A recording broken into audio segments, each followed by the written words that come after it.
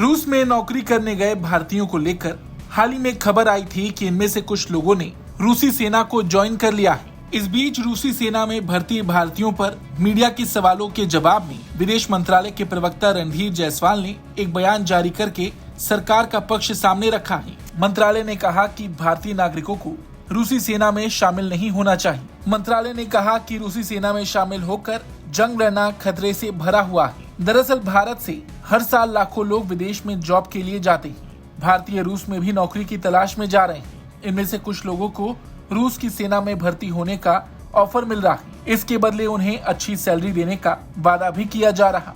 Ukraine के साथ चल रही जंग की वजह से रूस को सैनिकों की जरूरत है, क्योंकि देश की युवा पीढ़ी सेना में शामिल होने को लेकर दिलचस्पी नहीं दिखा रही। ऐसे में विदेश में जॉब का लालच देकर भारतीयों को रूस की सेना में भर्ती भी किया जा रहा। वहीं विदेश मंत्रालय से रूस की सेना में भारतीयों की भर्ती को लेकर जब सवाल किया गया, इसके जवाब में मंत्रालय के प्रवक्ता रणधीर जायसवाल ने कहा कि भारतीयों को रूसी सेना में भर्ती नहीं होना चाहिए। उन्होंने कहा, हमने हाल ही में रूसी सेना में भारतीय नागरिकों की भर्ती की खबरें देखी।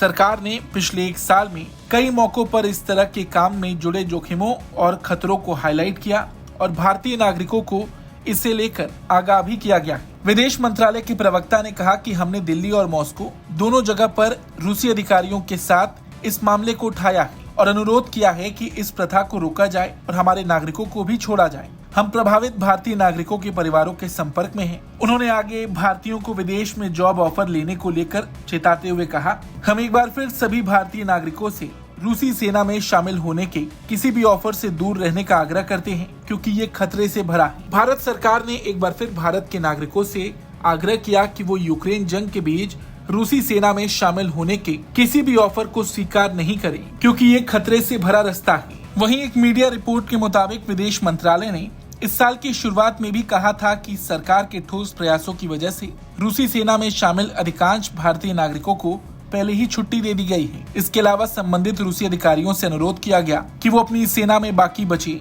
भारतीय नागरिकों के बारे में अपडेट प्रदान करें और उनकी सुरक्षा, भलाई और शीघ्र छुट्टी सुनिश्चित करें। सरकार विदेश में सभी भारतीय नागरिकों की सुरक्षा, संरक्षा और कल्याण को सर्वोच्च प्राथमिकता देती है और सहायता के लिए कोई भी अनुरोध प्राप्त होने पर उचित कार्रवाई करती है। इस खबर को लेकर आपका क्या कुछ कहना है, कमेंट करके जरूर बताएं। ब्यूरो रिपोर्ट, भारत तक।